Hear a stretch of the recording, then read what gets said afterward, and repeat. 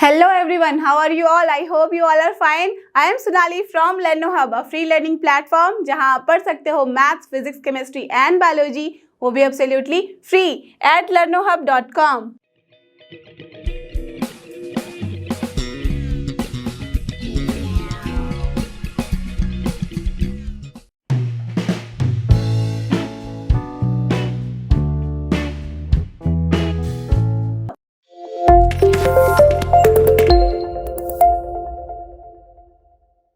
तो चलो देखते हैं हमारा पहला question of this exercise miscellaneous का क्या कहता है।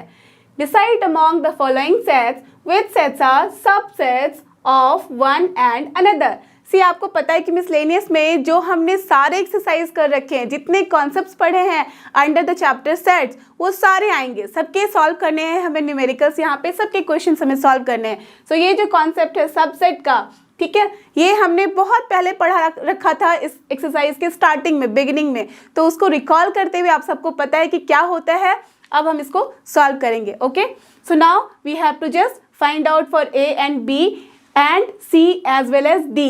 इन तीनों में, चारों में हमें चेक करना है कि कौन किसका सबसेट है या कौन किसका सबसेट नहीं है। ठीक है, तो जो भी गिवन है, चलो मैं उसको यहाँ पे वापस एक अपने तरीके से लिख लेती हूँ। What is given here? A is given as कौन से फॉर्म में है? x such that x belongs to R and x satisfy x square minus 8x plus 12 equals to 0. This is in set builder form and you can see कि हमारे पास जो B, C and D है वो है हमारा roster form में। तो जब हम सबसेट की यहाँ बात करेंगे तो कंपेयर करना हमारे लिए इजी हो जाता है जब हम सबको एक ही फॉर्म में लिखते हैं। तो यहाँ पे रोस्टर फॉर्म है, let's write this also in the roster form. तो सबसे पहले उसके लिए क्या करना होगा? ये जो इक्वेशन है इसको सॉल्व करना होगा, बिकॉज वो सेटिस्फाई करता है इस इक्वेशन को, अलॉन्ग विद दैट वो रियल नंबर है। ठीक है, तो चलो हमारे पास क्या इक्वेशन गिवन है? X square minus 8x plus 12 equals to 0। आप सबको पता है this is a quadratic equation. और सॉल्व कैसे करते हैं? यस, ये 12 है, ये 8 है, इन दोनों पे फोकस करो। हम कैसे 8 को ब्रेक करेंगे सो दैट जो उसका मल्टीप्लीकेशन होगा वो हमारे पास होगा दिस 12, और जो उसका सम या एडिशन या सब्ट्रैक्शन जो भी होगा वो होगा हमारा यहाँ पे क्या है, ये 8। ठीक है, क्या 6 and 2 ले सकते हैं? ले सकते हैं। तो चलो इसको हमने 6 and 2 में डिवाइड करना है। चलो that means x square minus, हमने यहाँ पे अगर लिख लिया 6x तो यहाँ हमें लिखना होगा माइनस 2x, इजंट इट? ठीक है, अब प्लस हो जाएगा ये 12 इक्वल्स टू 0। अब क्या करना है? यहाँ पे x दिख रहा है हमें कॉमन है, सो x माइनस 6 हो गया। ये माइनस 2 अगर हम यहाँ कॉमन लेंगे तो क्या आ जाएगा अंदर? x minus 6। अब आप देख सकते हो इसको जब हम सॉल्व करेंगे तो हमारे पास क्या आता है? यहाँ पे x माइनस 6 कॉमन है, so x minus 6 multiplied by x minus 2 equals to 0। This shows x is what? 2 as well as 6। अब बताओ मुझे 2 and 6 जो है वो रियल नंबर है या नहीं है? है। तो दैट मीन्स इसके अंदर हमारा जो सेटिस्फाई कर रहा है इस इक्वेशन को क्या आ रहा है? This shows a equals to 2 and 6 only, isn't it? सिर्फ 2 and 6 ही है जो इस इक्वेशन को सेटिस्फाई कर रहा है और वो दोनों ही रियल नंबर है। तो हम लिख सकते हैं a equals to 2,6। Fine, now what is b here? b क्या क्या गिवन है हमारे पास? 2, 4, 6। So write down here 2, 4, 6। ठीक है, अब हमारे पास c क्या गिवन है उसको भी लिख डालते हैं। 2, 4, 6, 8 that means all even number starting from 2, तो लिख दो एंड सो ऑन। ठीक है, अब d क्या गिवन है हमारे पास? d में ओनली 1 एलिमेंट है जो कि है हमारे पास 6। अब हमें चेक करना है कि कौन सा सेट जो है एक दूसरे का सबसेट है, कैसे सबसेट के साथ रिलेटेड है। तो आप यहाँ पे देख के डायरेक्टली बता सकते हो कि a किसका सबसेट है। That means all the elements of a are in which sets. तो देखो a के 2 and 6 एलिमेंट b में भी हैं और c में भी हैं, बट d में नहीं है, सिर्फ एक ही एलिमेंट है 6। तो क्या हो गया यहाँ से? a is a subset of b as well as a is a subset of c। This shows what we have? a is a subset of b and a is a subset of c as well, right? तो ये हमारा a के साथ का condition आ गया, हमने लिख दिया यहाँ पे। अब b को चेक करते हैं, क्या b a का सबसेट है? नहीं, because a subset of b है यहाँ, और देख रहे हैं कि इसमें एलिमेंट ज़्यादा है। ठीक है, ऐसा नहीं कि अगर A सबसेट ऑफ B है तो B नहीं हो सकता है, बट उस केस में दोनों इक्वल होने चाहिए। बट यहाँ हम देख रहे हैं कि यहाँ पे 4B है, इक्वल नहीं है, सो B is not a subset of A। Now what B is subset of C और नॉट? यस, तो हम लिख सकते हैं B is a subset of C because all the elements of B is present in C। Okay, now B and D में of course नहीं आप बोलोगे तो ठीक है, B का सिर्फ एक के साथ सबसेट का रिलेशन है यहाँ पे। अब चेक करो C के बारे में। C किसका सबसेट है? किसी का भी नहीं, बिकॉज C इसमें एलिमेंट्स ज़्यादा हैं और यहाँ पे देखो सब में एलिमेंट्स कम हैं, तो C is not the subset of any of this elements, any of this sets, right. अब चेक करते हैं D के बारे में। D is subset of A also, okay.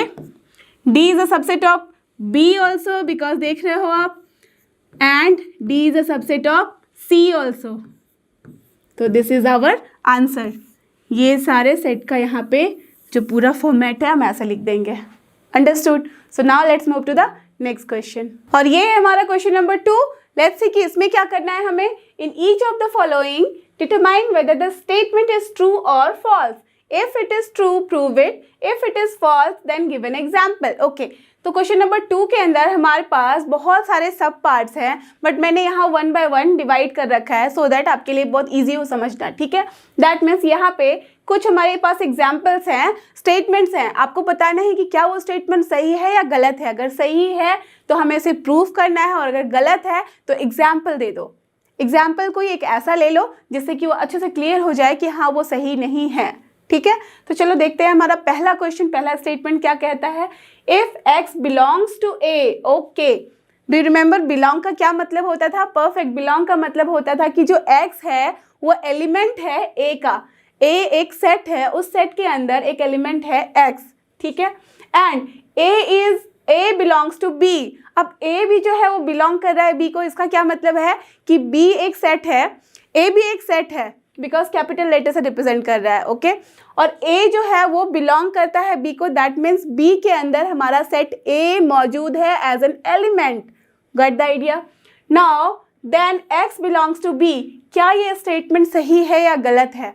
तो सबसे पहले हम चलो एग्जाम्पल ले लेते हैं, ठीक है। तो लेट जो सेट A है, जो गिवन कंडीशन है, हम उसी तरह का एग्जाम्पल लेंगे। Let A equals to X। क्या मैं ऐसे अज्यूम कर सकती हूँ? आप सबका आंसर होगा yes. Why? Because see X belongs to A, and क्या यहाँ पे X बिलोंग टू A कर रहा है? यस कर रहा है। तो आप ब्रैकेट में लिख सकते हो since X belong to A। तो मैंने यहाँ पे इसलिए अज्यूम कर लिया है कि A इक्वल्स टू बस एक ही एलिमेंट है X, ठीक है। मैं कॉम्प्लिकेट नहीं करूँगी, सिंपल तरीके से इसको प्रूव करना है या चेक करना है, okay. So A equals to X लिख लिया। Now as B here is a set in which A belongs to B है, ठीक है। अगर A बिलोंग्स टू B है, देयरफॉर B का क्या मतलब होगा? B का मतलब होगा कि एक सेट है, उसके अंदर A है सेट। अब A की क्या वैल्यू है यहाँ लिख दो, दैट मीन्स ये भी एक ब्रैकेट के अंदर होगा because this is a set and the value of this set is X। तो आप मुझे बताओ क्या मैं इसको लिख रही हूँ तो ये करेक्ट है या नहीं है? बिल्कुल करेक्ट है, because this is the only way in which we can write this, ठीक है। अब जैसे ही ये हो रहा है, दिस शोज क्या हो रहा है, ये X है, क्या X एलिमेंट है B का?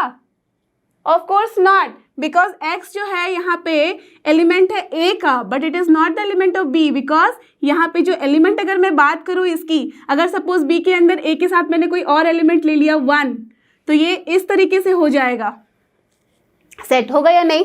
यहाँ पे ये A होगा, A जो सेट है उसको हम जब लिखेंगे यहाँ पे एक्सपैंड करेंगे तो ये हो जाएगा ब्रैकेट के अंदर X, 1। तो अगर इसकी मैं एलिमेंट की बात करूँ B की, तो कौन कौन से एलिमेंट है इसके अंदर?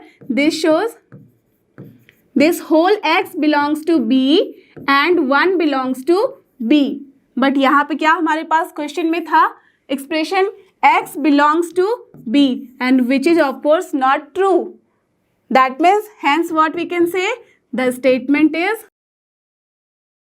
perfect, the statement is not true, that means false, and this is our example for that. Understood? Fine. Now let's move to the next one. अब देखो सेम क्वेश्चन के अंदर हमारा जो सेकेंड स्टेटमेंट है वो क्या कह रहा है? If A belongs to, यहाँ नहीं है. This is A is a subset of B. So don't be confuse with belongs to and subset. जब हमारे पास इस तरह का डेफिनेशन में मार्क रहता है, ये होता है बिलोंग्स टू, दैट मीन्स वो एलिमेंट है. और जब हमारे पास इस तरह का सिंबल रहता है तो हम कहते हैं सबसेट है. ठीक है, तो don't be confuse with this two symbols. Fine. यहाँ पे क्या कह रहा है? If A is a subset of B and B belongs to C, then A belongs to C. Okay, कुछ भी नहीं समझ में आया है? इट्स फाइन, कोई बात नहीं है. मैंने क्या समझाया था? जब भी कोई स्टेटमेंट रहता है आप एक बार में पूरा पढ़ोगे, नहीं समझ में आए, इट्स ओके. हम उसको डिवाइड करते हैं पार्ट बाय पार्ट और पार्ट बाय पार्ट समझने की कोशिश करते हैं. हमें इस स्टेटमेंट के बारे में बताना है कि क्या ये ट्रू है या फॉल्स है. अगर ट्रू है तो प्रूव करो, फॉल्स है तो एग्जाम्पल दो. चलो हम एग्जाम्पल से ही स्टार्ट कर लेते हैं. क्यों? क्योंकि अगर ट्रू हो गया उसके लिए तो ऑब्वियसली वो प्रूव हो जाएगा कि हाँ भाई ऐसे ऐसे हमने लिया और वो सही है तो ट्रू हो गया. ठीक है, फॉल्स भी है तो वहाँ पे प्रूव हो जाएगा कि क्या ये सही है या गलत है. तो क्या हमारे पास गिवन है? पहला जो लाइन है, सबसे पहला जो डेफिनेशन यहाँ पे गिवन है वो है if A is a subset of B. If है दैट मीन्स हमें ये कंडीशन लेके चलना होगा कि this is correct. So if A is a subset of B का क्या मतलब है? Since it is given that A is a subset of B, that means B में जो भी एलिमेंट्स होंगे उसके अंदर से ही A को निकाला गया है, राइट? दैट मीन्स A में जो भी एलिमेंट होंगे वो सारे के सारे B में मौजूद होंगे. सो let us assume A is, कोई भी एक सेट ले लो, उसके अंदर सब मैं सिर्फ एक ही लिख रही हूँ एलिमेंट X, क्योंकि मुझे सिंपल तरीके से इसको लेना है, ज़्यादा कॉम्प्लिकेट नहीं करना है. चलो मैंने A के अंदर X ले लिया, ठीक है. Therefore B will be what?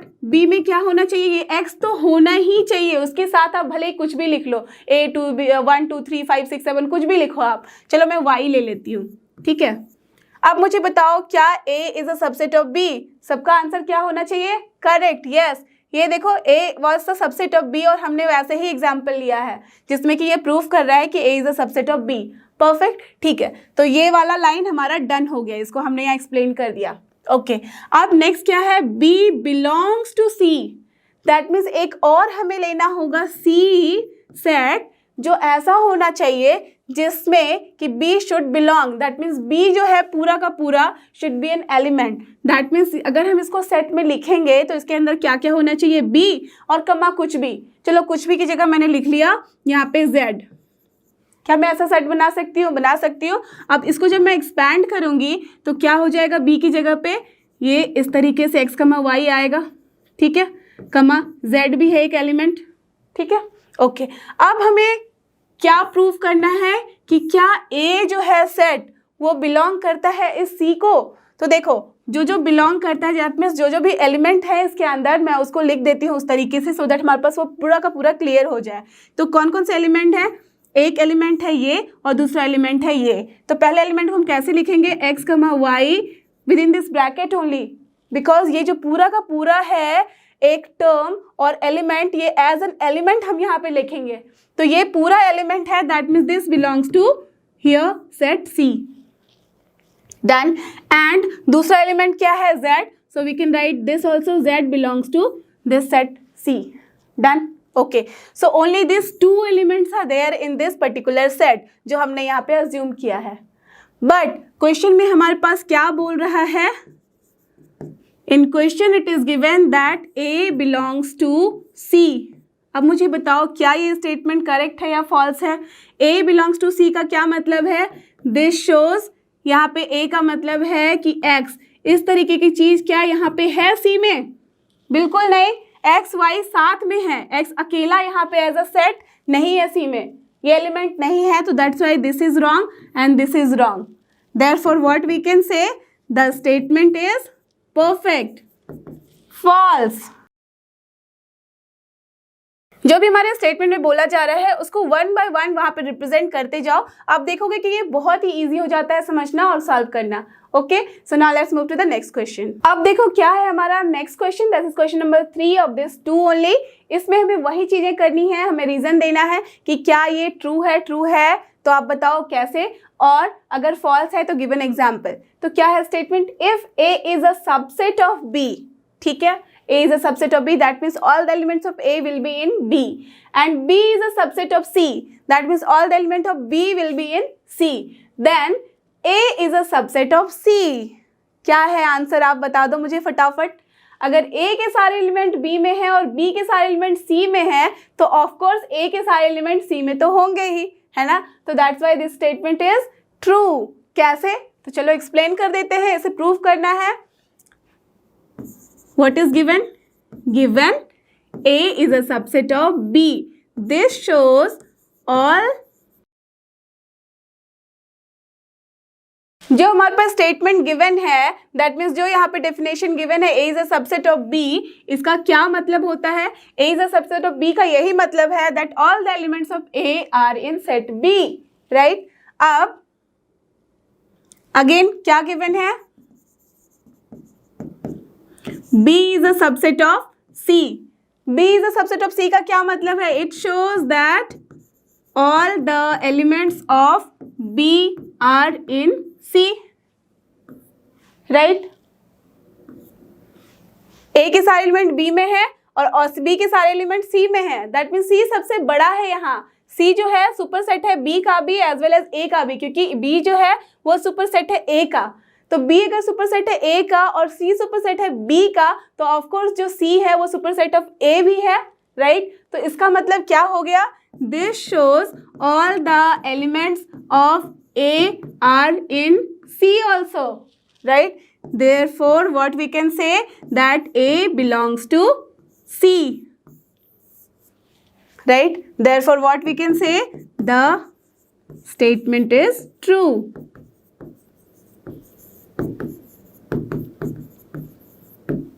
समझ में आई बात? ये पूरा का पूरा लॉजिकल है, यहाँ हमें कुछ भी यहाँ पे सॉल्व नहीं करना, कुछ न्यूमेरिकल वैल्यूज नहीं निकालनी है यहाँ पे, बस इस तरह के क्वेश्चन में हमें लॉजिक से काम लेना है। Okay, so let's move to the next question. अब देखते हैं क्या है हमारा नेक्स्ट क्वेश्चन, क्वेश्चन नंबर 4। यहाँ पे जो स्टेटमेंट है वो बोल रहा है if A is not a subset of B। ठीक है, अभी तक हम सबसेट की बात कर रहे थे, यहाँ पे A सबसेट नहीं है B का, that means all the elements of A are not in B, okay, and B is not a subset of C, that means all the elements of B are also not in C. तो क्या A will be not a subset of C? ये हमें check करना है, अभी clear नहीं हो रहा है इससे। किसी का आंसर होगा yes, किसी का आंसर होगा no, so don't be confused। क्या करो, बस एग्जाम्पल ले लो। चलो हम चेक करते हैं, पहला स्टेटमेंट क्या है given, A is not a subset of B, right? A is not a subset of B, that means हमने जब स्टेटमेंट बोला उसको पूरी तरह से that all the elements of A are not in B, पिछले वाले कंडीशन में वो हमारा उसी से प्रूव हो गया था, बट यहाँ उससे प्रूव नहीं हो रहा है, समझने में मुश्किल हो रही है, तो जस्ट एग्जाम्पल ले लो। So let us assume that A equals to कुछ भी ले लो, सिंपल सा कोई एग्जाम्पल बता दो। ओके चलो ठीक है, आपने बोला 1 तो मैंने लिख दिया इसके अंदर कि A में सिर्फ 1 है, एक ही एलिमेंट है, सिंगलटन है और ये 1 है, ठीक है। अब B जो है हमें कुछ ऐसा लेना होगा सो दैट कि A is not a subset of B। क्या ले ले? चलो ठीक है, मैंने ले लिया 2 3, ले सकते हैं बिकॉज यहाँ पे देख सकते हो आप कि जो एलिमेंट ऑफ A है वो B में नहीं है, तो of course A is not a subset of B। Okay ठीक है, अब हमें देखो दूसरा क्या स्टेटमेंट बोल रहा है। दूसरा स्टेटमेंट यहाँ बोल रहा है B is not a subset of C।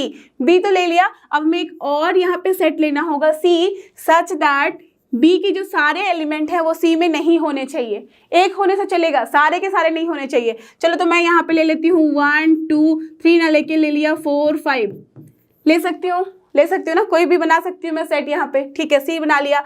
अब मुझे बताओ यहाँ पे B is not a subset, because यहाँ पे since B is not a subset of C, मैंने इसलिए यहाँ पे इस तरीके से सेट को डिफाइन किया है। B is not a subset of C, हमें दिख भी रहा है कि 3 नहीं है तो ये सबसेट नहीं होगा।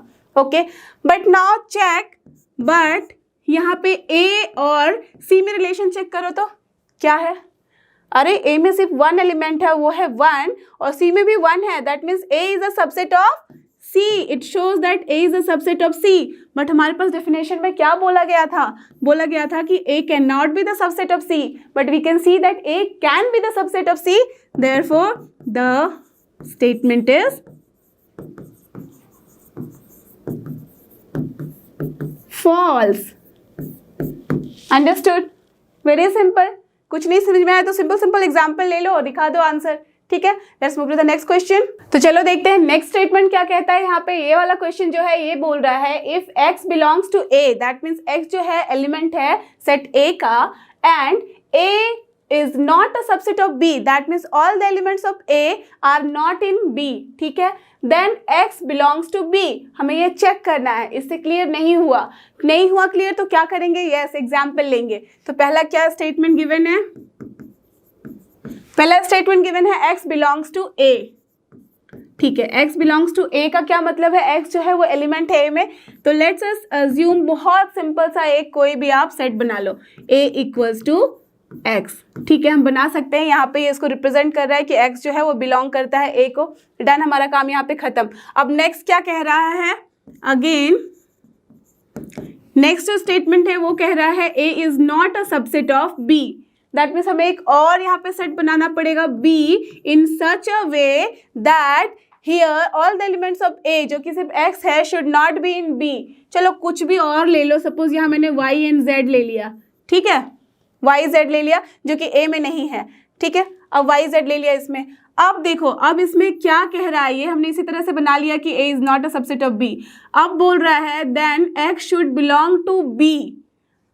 इसका क्या मतलब है, if X belongs to A, A is not subset of B, तो यहाँ बोल रहा है X should belong to B, that means X should be in B, but we can say here or we can see here that X is not in B, that means X is not the element of B.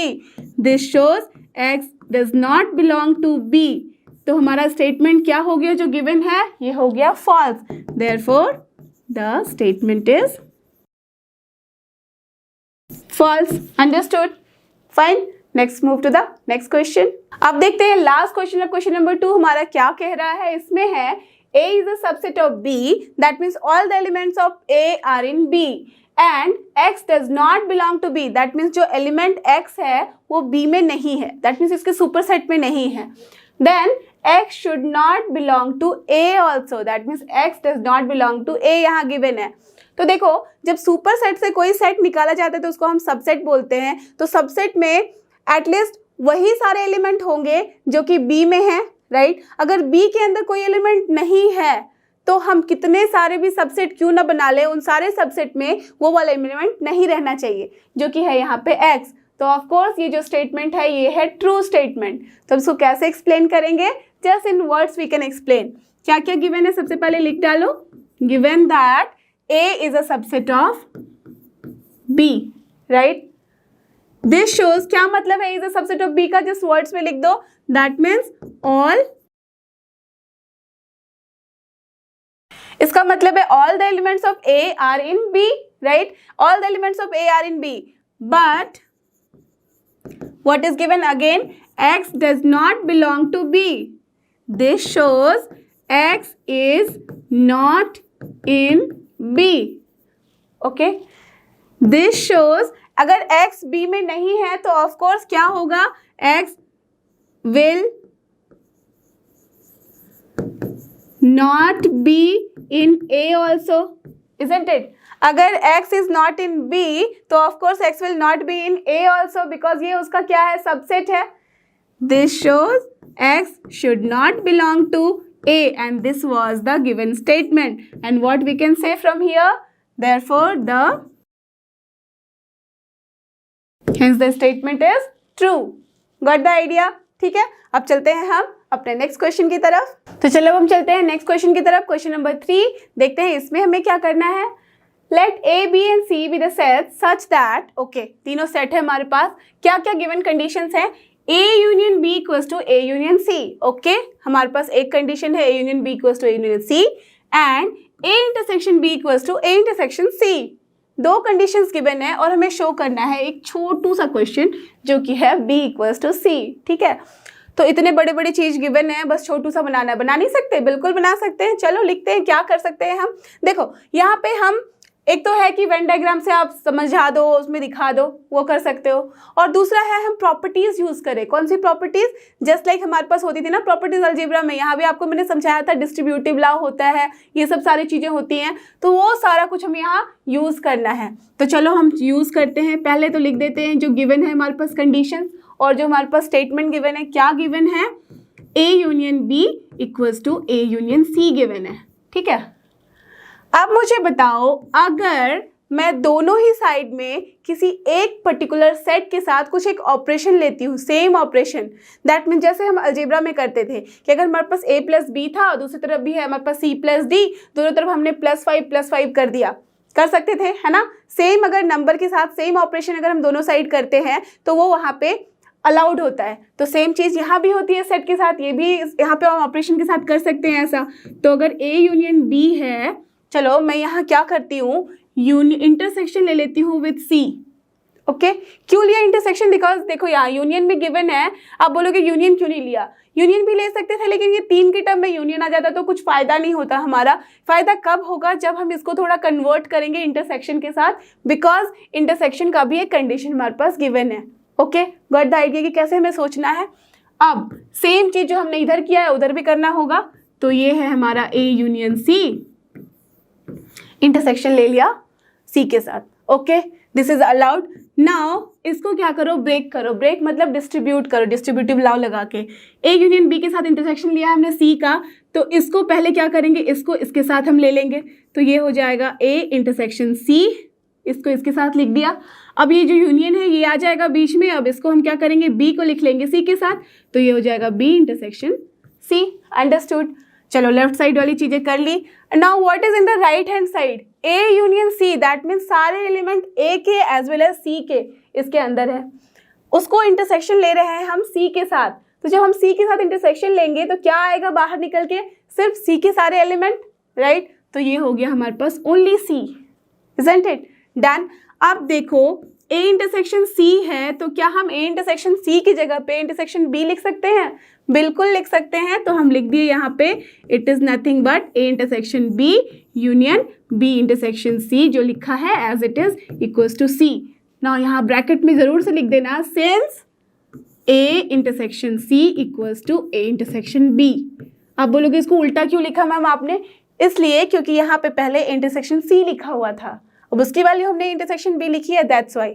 Okay, अब इसको मान लो कि ये है हमारा equation 1। Done. तो हमने यहाँ से लेके बढ़ा आगे और इक्वेशन 1 पे पहुंच गए, जो कि इक्वल टू C है। क्यों यहाँ पे मैं स्टॉप कर दी? बिकॉज देखो राइट हैंड साइड में C आ गया है। अब हमें कुछ ऐसा करना होगा सो दैट ये सेम चीजें आए हमारी और वो आए इक्वल B के। तो हम कह सकते हैं कि B is equal to C। Got the idea? So same चीजें हमें करनी है, अगेन कुछ करो सो दैट वो भी आ जाए। क्या करें? चलो इसी को फिर से लेते हैं। A union B is given as A union C, ये हमें पता। अब इसको किसी और के साथ ऑपरेट कराते हैं सो दैट बोथ साइड में सेम चीजें करनी होंगी। यहाँ हमने इंटरसेक्शन C के साथ लिया था, चलो इस बार ले लेते हैं B के साथ, बिकॉज हमको इसको B के साथ इक्वल करना है। तो यहाँ पे हम लिख सकते हैं A union B intersection B equals to, again यहाँ भी हो जाएगा A union C then intersection B। हो सकता है, राइट। आप चेक करो क्या कर सकते हैं इसके बाद हम, अगर यहाँ पे हम इंटरसेक्शन लेंगे तो इसको डिस्ट्रीब्यूटिव लॉ लगाएंगे तो क्या हो जाएगा, उसके पहले चेक करो A यूनियन B है, just like here, that means all the elements of A as well as B को जब हम इंटरसेक्शन लेते हैं B के साथ तो क्या बाहर आएगा, of course only B, right. अब राइट हैंड साइड में क्या आ रहा है, इसको डिस्ट्रीब्यूटिव लॉ लगा के चेक करो। सो A इंटरसेक्शन B लिखेंगे हम पहले, ये यूनियन आ जाएगा बीच में, देन C इंटरसेक्शन B लिखेंगे, राइट।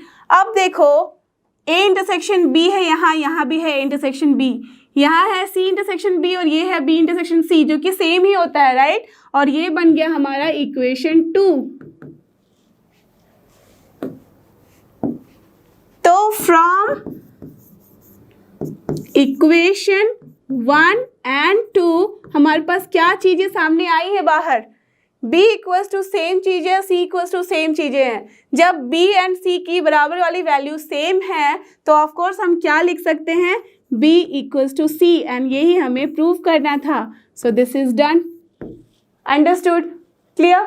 जो भी हमें कंडीशंस गिवन होते हैं, स्टेटमेंट गिवन होते हैं, उसी को लेके हमें बढ़ना होता है और ऐसे सोचना होता है कि दोनों कंडीशन हमारा यूज हो। जैसे ही यूज हुआ तो हमारे पास ये प्रूफ जो थी वैल्यू वो आ गई। Fine. So now let's move to the next question. तो चलो अब चलते हैं हमारे नेक्स्ट क्वेश्चन की तरफ। Question number 4। लेट्स से इसमें क्या करना है, show that the following 4 conditions are equivalent. Okay, that means here 1 2 3 4 जो दिया गया है वो क्या है, 4 कंडीशन, और हमें चेक करना है कि चारों का मतलब एक ही है, बिकॉज यहाँ वर्ड लिया गया है इक्विवेलेंट। दैट मीन्स 1 का भी वही मतलब है जो 2 का है, 2 का वही मतलब है जो 3 का है, और 3 का भी वही मतलब है जो 4 का है। दैट मीन्स अगर इन चारों में से कोई भी अगर इंसान उस किसी भी कंडीशन को लिखता है तो आप सबको वही समझ में आना चाहिए जो मुझे समझ में आ रहा है। ओके, यही है इसका मतलब। तो चलो पहले चेक कर लेते हैं व्हाट इज गिवन इन 1। क्या है 1 में given, A is a subset of B। Okay, मैंने लिख दिया यहाँ पे A is a subset of B। So what is the meaning of this, जो भी आपको इससे समझ में आता है ना आप लिख डालो। दैट मीन्स मुझे तो भाई यही समझ में आया, A is a subset of B। तो दो चीजें समझ में आ सकती है कि B is a superset of A और all the elements of A are in B। ठीक है, ओके। चलो अब दूसरा वाला क्वेश्चन देखें। A minus B equals to 5। A minus B equals to 5। That means अगर हम A में से B की सारी चीजें निकाल दे तो कुछ नहीं बचेगा। इसका क्या मतलब है, दैट मीन्स जो एलिमेंट ऑफ B है अगर A में से निकालते हैं तो वो A जो है वो 5 हो जाता है। दैट मीन्स A में कुछ भी नहीं रहता है। तो इसका क्या मतलब है, इसका मतलब यही है कि all the elements of A are in B। यही मतलब समझ में आया। This shows all the elements of A are in B, है ना। और ये क्या शो करता है, that A is a subset of B only. ये बात क्लियर हुई या नहीं, राइट। आप देखो नेक्स्ट जो है हमारा थर्ड कंडीशन, वो क्या कहता है, A union B equals to B। क्या मतलब है इसका, दैट मीन्स जब हम A और B का यूनियन लेते हैं, ओके, जब A B को हम यूनाइट करते हैं तो हम सिर्फ B लिख रहे हैं, और वो कब होता है, जब सारे के सारे element of A are already in B, तभी होता है। दैट मीन्स अगेन हम इससे कह सकते हैं कि A is a subset of B, right. ठीक है, okay. So now fourth one is what, fourth one is A intersection B equals to A। अब देखो A intersection B equals to A का क्या मतलब है, जो A है उसके सारे एलिमेंट ऑफ कोर्स B में हैं, राइट। तभी हम जब दोनों का इंटरसेक्शन लेंगे तो A आता है बाहर। अगर B आता दैट मीन्स B होता सबसेट ऑफ A, बट यहाँ पे क्या है, A इंटरसेक्शन B हमें A दे रहा है, तो ऑफ कोर्स इसका भी मतलब हो गया A is a subset of B, right. तो हमने चेक किया कि एक का पहले का जो मतलब है वही है, दूसरे का मतलब वही है, तीसरे का मतलब वही है, चौथे का मतलब। So what we can say, therefore 1 दोनों को इम्प्लॉय करता है 2 को, that mean 1 shows 2 and 2 implies 1. Similarly 2 implies 3 and 3 implies 2 and 3 implies 4 as well as 4 implies 3. Or that means all are connected to each other. That means all statements are equivalent. Or what we can say that here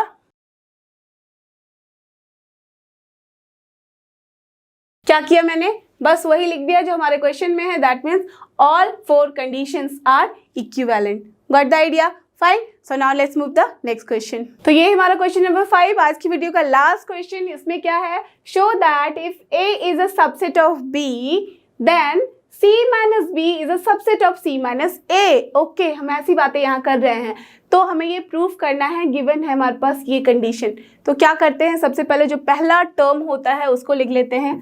What is given हमारे पास, it is A is a subset of B, right? ठीक है, तो जैसे ही हमने ये लिखा तो इसका क्या मतलब है, that means yes all the elements of A are in B, right? ये हमारे पास आ गया है कंडीशन जो गिवन है उसके थ्रू। अब दूसरा क्या है, C minus B is a subset of C minus A। तो सबसे पहले ये प्रूफ करने के पहले हमें ये समझना होगा कि क्या मतलब है C माइनस B का। Okay, so C minus B shows that, क्या मतलब है C माइनस B का, दैट मीन्स C में तो है बट B में नहीं है। That means elements are present in C but not in B। तो अगर हम इसको लिखें तो इसका क्या मतलब है, कोई एलिमेंट सपोज मान लिया X, so X belongs to तो C हो जाएगा, and X does not belong to B हो जाएगा यहाँ पे। आपको याद है जब हम C माइनस बी को, जब हम ऐसे वाले डेफिनेशन पढ़ रहे थे सेट बिल्डर फॉर्म में, तो हमने क्या पढ़ा था कि x such that x belongs to C and x does not belong to B, यही होता है इसका मतलब, राइट? तो मैंने यहाँ लिख दिया। अब मुझे बताओ इस वाले कंडीशन को अगर मैं फॉलो करूं तो क्या मैं यूं लिख सकती हूँ x belongs to C as it is, मैंने लिख दिया।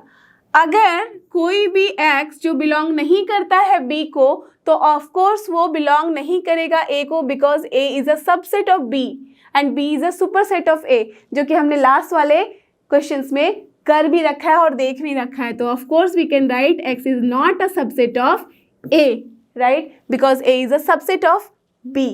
जैसे ही हमने x does not belong to A लिखा यहाँ पे, तो इसका क्या मतलब आ रहा है, दिस शोज नथिंग बट, अगर इसी टर्म में हम इसको लिखें तो ये क्या हो जाएगा, C minus A, isn't it? That means इसको अगर हम लिखना चाहें इन टर्म्स ऑफ किसी सेट के, तो ये क्या बिलोंग करता है, क्या शो करता है, C minus A only, right? That means here x belongs to C minus A only. Therefore C, अगर x बिलोंग करता है हमारे C माइनस B में और वो रिप्रेजेंट कर रहा है कि x बिलोंग करता है C माइनस A में भी, राइट? तो इससे क्या समझ में आया कि जो C माइनस B है it is a subset of nothing but C minus A, isn't it? So this is the our statement. So this is proved. Understood? तो यहाँ पे कुछ नहीं, बस आपको लॉजिक यूज करना है, और लॉजिक को किस तरह से यूज करना है या जब प्रैक्टिस करोगे खुद से तो आप समझते चले जाओगे। Fine. And our next question is show that for any sets A and B, A is equal to A intersection B union of A minus B। ठीक है, हमें एक तो ये प्रूव करना है और दूसरा क्या करना है, A union B minus A is equal to A union B। ठीक है, जैसे क्वेश्चन देखें तो बिल्कुल घबराना नहीं, because see it's very easy. सबसे पहले जो पहला क्वेश्चन है इसको हम लेके चलते हैं। तो आप देख सकते हो जो पहले क्वेश्चन में है लेफ्ट साइड में क्या है, उसमें हम कुछ चेंज नहीं कर सकते हैं because that is A only, so उसको एज इट इज रहने दो। दैट मीन्स हमें जो भी यहाँ पे लगाना है, यहाँ पे स्ट्रैटेजी और जो भी कुछ करना है वो करना होगा हमें राइट हैंड साइड के साइड, करेक्ट? क्योंकि इसमें ही हमें देखना है कि बिग एक्सप्रेशंस है। तो सबसे पहले जब आपको बहुत ही कंफ्यूजन लगे या नहीं समझ में आए तो क्या करो, आप सिंपल वे में वेन डायग्राम बनाओ। जब आप वेन डायग्राम बनाओगे तो आपके पास आंसर तुरंत से आ जाएगा। तो यहाँ पे A और B की बात की है, तो चलो हम क्या करते हैं, A और B दो सेट ले लेते हैं और ये है हमारा U। ओके, अब पहला क्या है यहाँ पे पहला टर्म है A इंटरसेक्शन B, तो यही होगा, राइट? आप सबको पता है। अब A माइनस बी क्या होता है, A में से माइनस कर दो B को, तो ये पूरा A है, इसमें से B हटा दो, दैट मीन्स ये सारी चीज़ें, ठीक है, ये डॉटेड चीज़ें। अब जब दोनों का हमने यूनियन लिया तो क्या होगा, वो see this dotted and this shaded, तो ये पूरा का पूरा क्या देगा हमें A, और यही तो हमारे पास यहाँ पे गिवन है जो हमें प्रूव करना है, राइट? तो जब वेन डायग्राम के थ्रू अगर प्रूव करना है तो आप डायरेक्टली ऐसे कर सकते हो, डन। अगर ऑब्जेक्टिव टाइप क्वेश्चन है तो भी आप ऐसे करके देख सकते हो और बोल सकते हो yes this statement is true, ठीक है। अगर ये दोनों ही चीज़ें नहीं हैं तो इसमें आपको प्रॉपर्टीज़ यूज़ करनी पड़ेंगी, ठीक है। तो चलो हम चेक करते हैं प्रॉपर्टीज़ के लिए। तो सबसे पहले ले लेते हैं पहले वाले के लिए। तो चलो इसको अज्यूम किया मैंने, क्वेश्चन नंबर 1 यहाँ पे, ओके। सो क्या गिवन है यहाँ पे, RHS पहले ले लेते हैं। सो what is your RHS, A intersection B union of A minus B। आप सबको पता है जब हम प्रॉपर्टीज़ यूज़ करते हैं, डिस्ट्रीब्यूटिव लॉ लगाते हैं, सेट की सारी प्रॉपर्टी यूज़ करने के लिए आपको क्या करना पड़ता है, माइनस टर्म नहीं रखना होता, वी शुड अवॉइड दैट। तो माइनस को हम किसी और तरीके से भी तो लिख सकते हैं, राइट? कैसे लिख सकते हैं, जैसे आई विल टेल यू। तो ये सबसे पहले A intersection B as it is रहने देते हैं अभी। अब ये यूनियन है। अब A माइनस B का क्या मतलब है, जब हम इसको लिखते भी थे सेट के फॉर्म में तो क्या लिखते थे कि x such that x belongs to A and x does not belongs to B, and आता था और नॉट B आता था। दैट मीन्स यहाँ पे A तो होगा, इंटरसेक्शन किसके साथ होगा, नथिंग बट B बार के साथ। You all know, correct? ठीक है, अब कुछ नहीं करना है, यहाँ पे बस डिस्ट्रीब्यूटिव लॉ लगाओ। तो क्या करेंगे, A इंटरसेक्शन B को एज इट इज़ रहने दो, यूनियन A के साथ लेते हैं।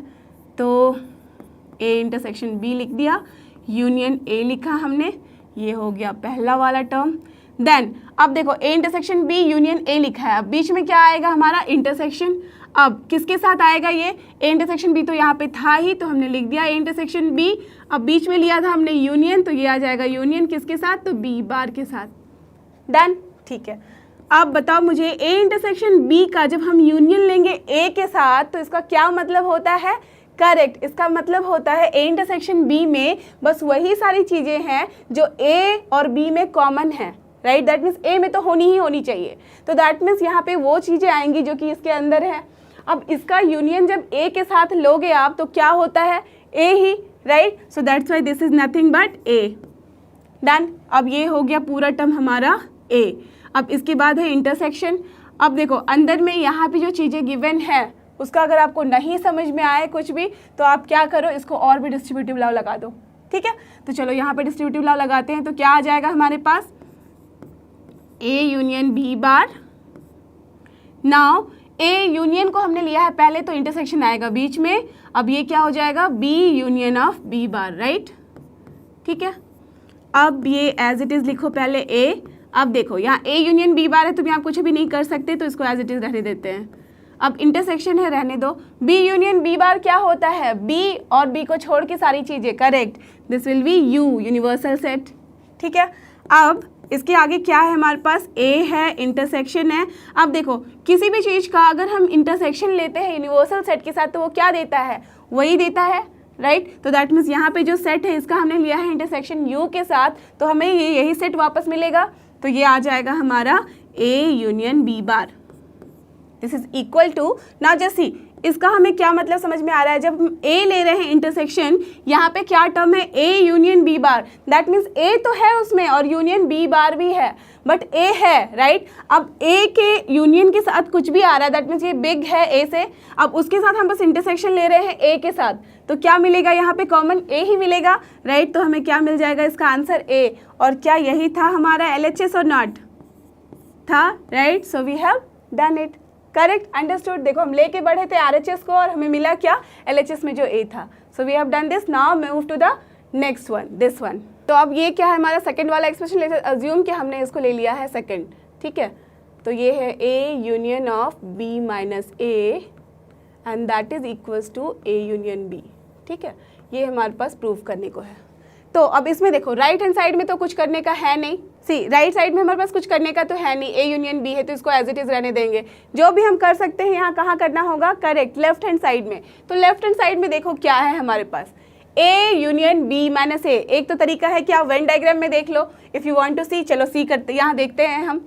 तो यहाँ पे हमारे पास क्या आ गया है, ए यूनियन बी माइनस ए है लेफ्ट हैंड साइड में, तो चलो हम इसको लेके आगे बढ़ते हैं, ठीक है।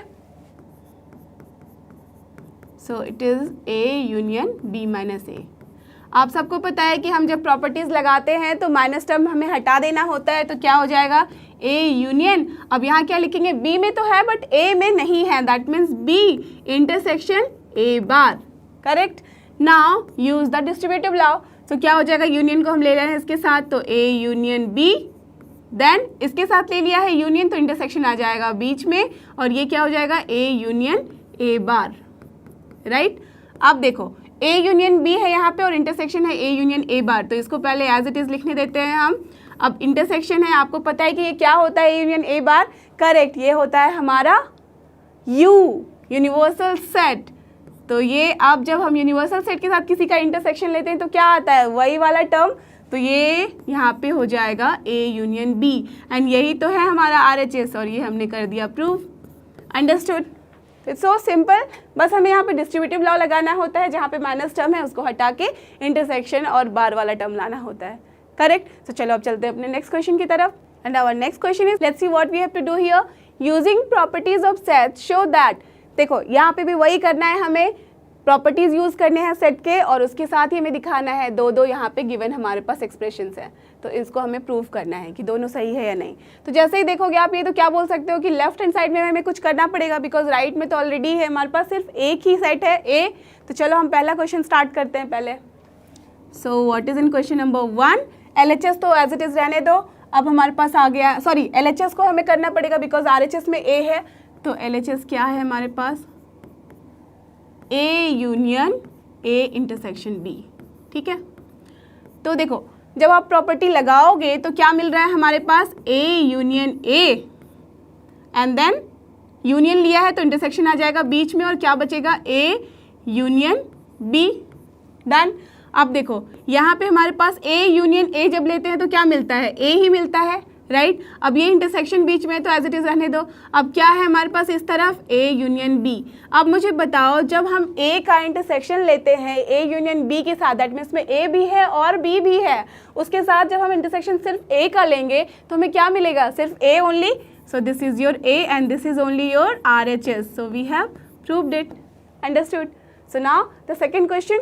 अब देखो सेकेंड क्वेश्चन में भी राइट हैंड साइड में ए है तो उसको रहने दो, लेफ्ट हैंड साइड चेक करते हैं। तो क्या है हमारा left hand side, it is your A intersection A union B.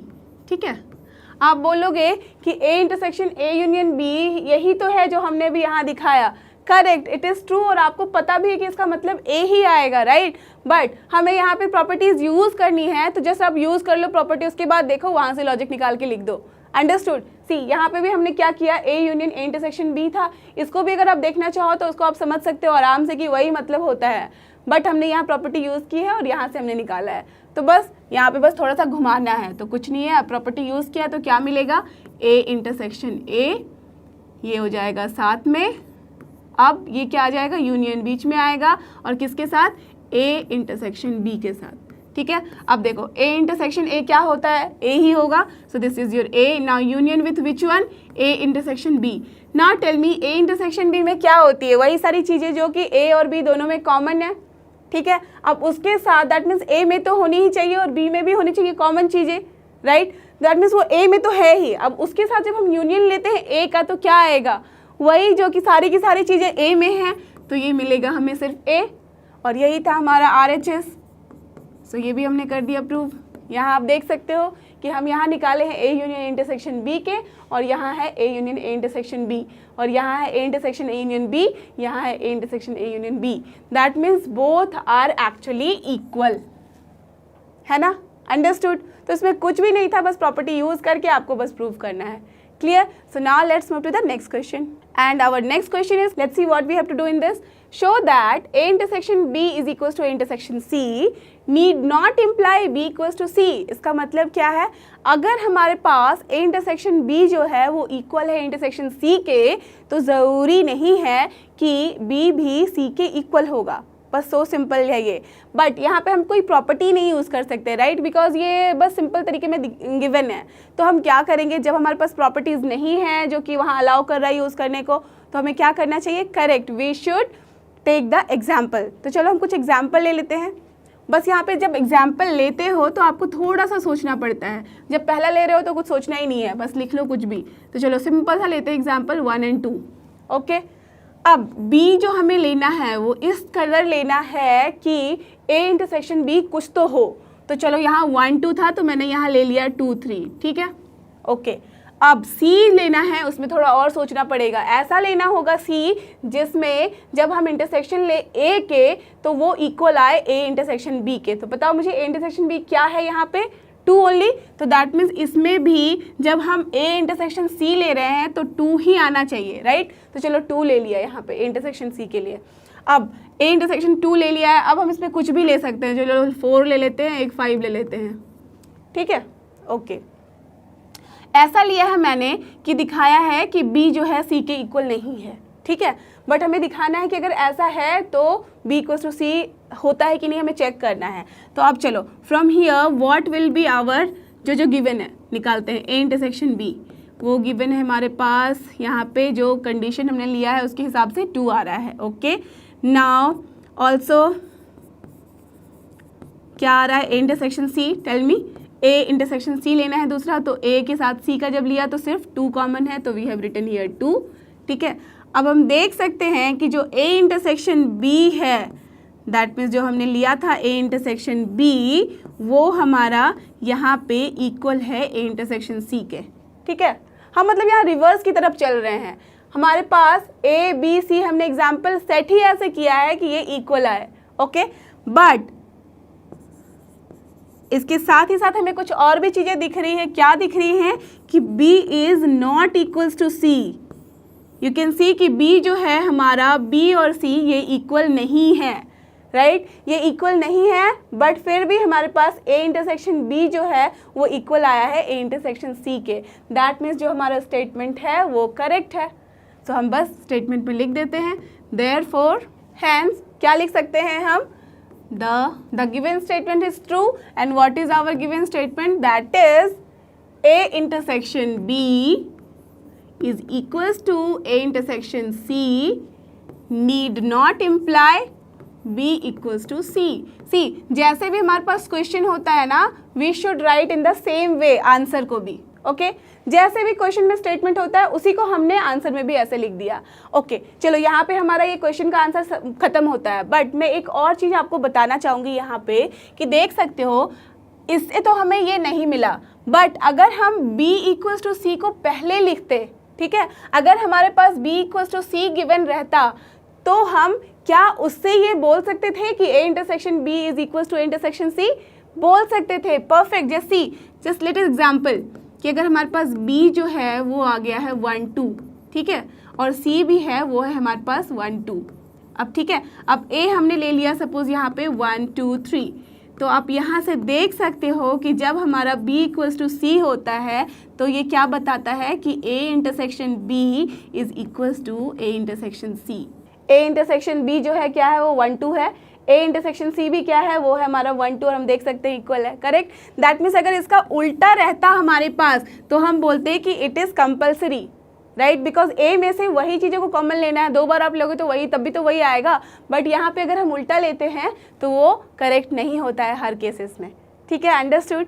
So here only we have done this question. Let's see what we have to do here. Let A and B be sets. If A intersection X equals to B intersection X, that is equal to phi, fine, and A union X equals to B union X, ठीक है, 2 conditions हमारे पास given है. For some set X, that means X is also one set. So we have A, B and X, 3 sets, fine. Show that A is equal to B, right? We have to show here कि A जो है हमारा B के equal होगा, right? For your just here for your reference hint is given, but we will not use hint. You can use also, but see maximum chances में आपके पास क्या होगा, hint नहीं होगा. So you have to use something कि अपने आप कैसे करना है. तो देखो सबसे पहले हमें क्या करना चाहिए, जो भी हमारे पास given condition है, right, वो लिख लो. So what is given here? And that is equal to phi as well as A union X, that is equal to B union X. ठीक है, these 2 conditions are given. अब इन दोनों को use करके हमें दिखाना है कि A equals to B है. अब देखो सबसे पहले हम क्या करेंगे, हमें प्रूफ करना है A equals to B, तो जस्ट ट्राई करो कि उसके लेफ्ट हैंड साइड से हम आगे बढ़ते हैं. ठीक है, तो चलो ले लिया हमने.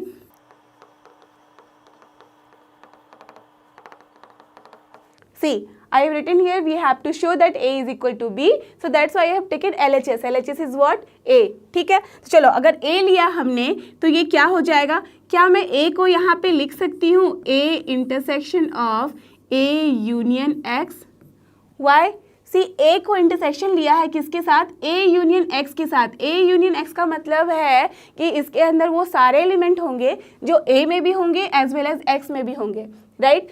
तो अगर इसके साथ हम इंटरसेक्शन लेते हैं A का, तो उसके अंदर क्या एलिमेंट आएगा, only the element of A, right? That means इसका इक्वल क्या हो जाएगा, A ओनली. ठीक है, तो आपने ये वाला पढ़ा भी है, हमने बहुत सारे एक्सरसाइजेस के क्वेश्चन जब कर रहे थे तो उसमें ये वाला कर रखा है कि जब A इंटरसेक्शन A यूनियन के साथ कुछ भी होता है तो उसका इंटरसेक्शन हमेशा A होता है, राइट? चलो, तो ये मैंने यहाँ प्रॉपर्टी यूज़ करी. अब इसको आप डिस्ट्रीब्यूटिव लॉ यूज़ करते हुए एक्सपैंड करो. Now see what we will do here. क्या मैं इसको लिख सकती हूँ A intersection at the place of A union X, see as this 2 are equal, so can I write B union X, right? आप सब बोलोगे perfectly we can write this. So what we will do here, since जो भी आप लिखते हो यहाँ पे तो ब्रैकेट में लिख देना है because it is given. So what is given, that A union X is equal to B union X. Fine, मैंने यहाँ लिख दिया. So now just find out कि क्या होगी इसकी वैल्यू A इंटरसेक्शन, जैसे इसको डिस्ट्रीब्यूटिव लॉ लगाओ. और now what will B this one, A intersection B. यहाँ पे इन दोनों को साथ में लिया तो यहाँ इंटरसेक्शन यूज़ कर रहे हैं तो यूनियन बाहर आ जाएगा, राइट? अब क्या होगा, ये A इंटरसेक्शन X, करेक्ट? अब सी इसके आगे क्या है, ये A intersection B as it is रह जाएगा. Now union, now just see A intersection X is what, nothing but phi. So can we write phi here, correct, because again you can write since A intersection X is given as phi. Okay, now what will be this one?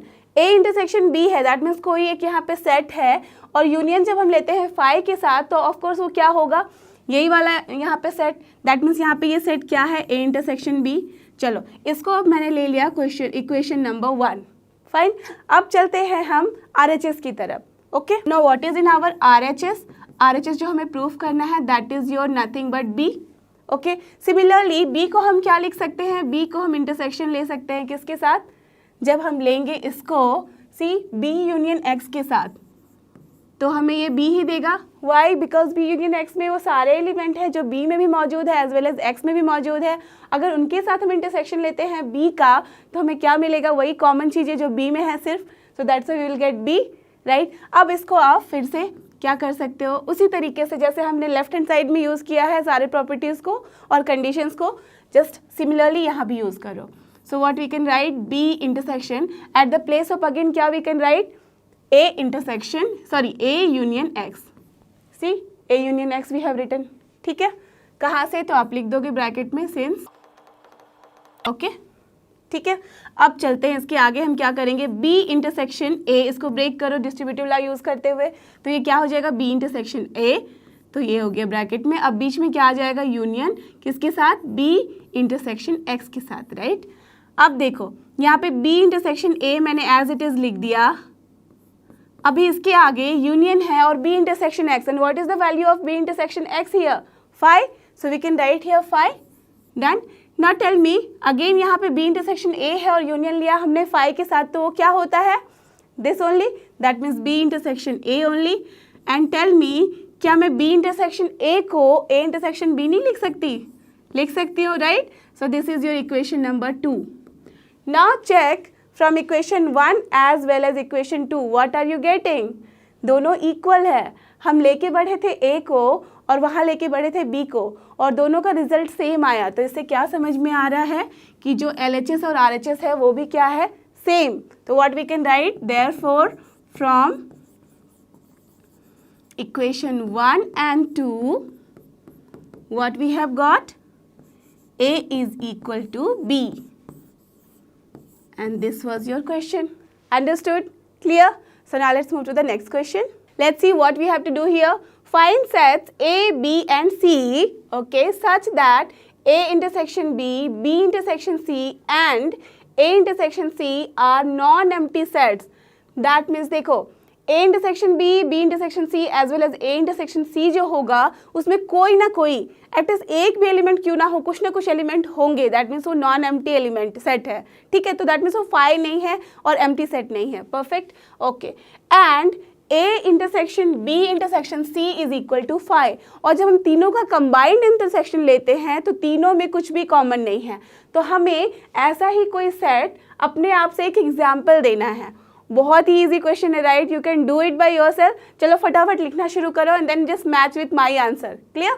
चलो, so as A intersection B, B intersection C and A intersection C are non-empty set, तो can we write here is not equal to phi, उसका same ही मतलब है. Okay, and what is given again, A intersection B intersection C is equal to phi.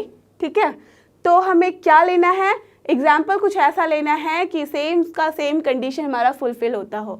So therefore can we write A equals to, कुछ भी ले लो. चलो मैं यहाँ पे ले लेती हूँ x, y. ठीक है, चलो मैंने ले लिया यहाँ पे x, y. ओके, B के अंदर ले लेते हैं हम लोग A इंटरसेक्शन B होना चाहिए तो कुछ ना कुछ कॉमन लिख लो. चलो y लिख लेते हैं, तो C y, z हो गया. Okay, now this C will be, ऐसा लेना है C कि जो B इंटरसेक्शन C है वो कुछ हो. दैट मीन्स y और z में से कुछ ना कुछ होना चाहिए. Along with that A intersection C भी होना चाहिए. ठीक है, तो A इंटरसेक्शन C भी होना चाहिए, Y B इंटरसेक्शन C भी होना चाहिए, but A intersection B intersection C जो है वो फाई होना चाहिए, राइट. तो दैट मीन्स तीनों में कुछ कॉमन नहीं होना चाहिए.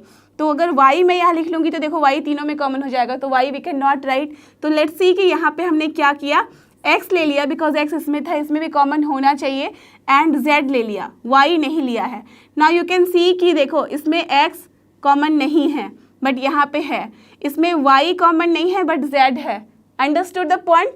Now take anything else. चलो मैंने यहाँ पे एक ले लिया i, ठीक है, ऐसा कोई सेट बना लिया है। अब बताओ मुझे, दिस शोज क्या हो रहा है, a intersection b, a intersection what are you getting, a intersection b is what, y, ठीक है। अभी b इंटरसेक्शन c क्या हो रहा है, b intersection c is what, y and here z, so this is z, right? And then c intersection a, और you can write a intersection c क्या हो रहा है हमारे पास, let's see इसमें क्या कॉमन है a और c में, x only, so I can write x here, that means all are non-empty set, that is clear. And what are you getting as a intersection b intersection c, इसमें क्या आ रहा है हमारे पास, let's see, a intersection b, that means यहाँ पे है हमारे पास सिर्फ y, और y के साथ क्या कॉमन है यहाँ, कुछ भी नहीं, that means what we are getting an empty set, right. So ये कंडीशन हमारा फुलफिल हो रहा है, therefore this example we can use as answer. Understood? So simple, जो भी क्वेश्चन में गिवन है उसको लेके आप बढ़ते जाओ, यू विल सी कि definitely you will reach to the answer, okay. और इसके साथ ही हमने अपना चैप्टर 1 सेट्स कंप्लीट किया of grade 11। So I hope कि आपको सारे क्वेश्चन अच्छे से समझ में आए हैं और आप इस एक्सरसाइज को बिना किसी हेल्प और बिना किसी परेशानी के सॉल्व कर सकते हैं। अगर ऐसा है तो don't forget, this is लर्नो hub, a free learning platform, free है पर बेस्ट है। थैंक यू और हमारे साथ बने रहो।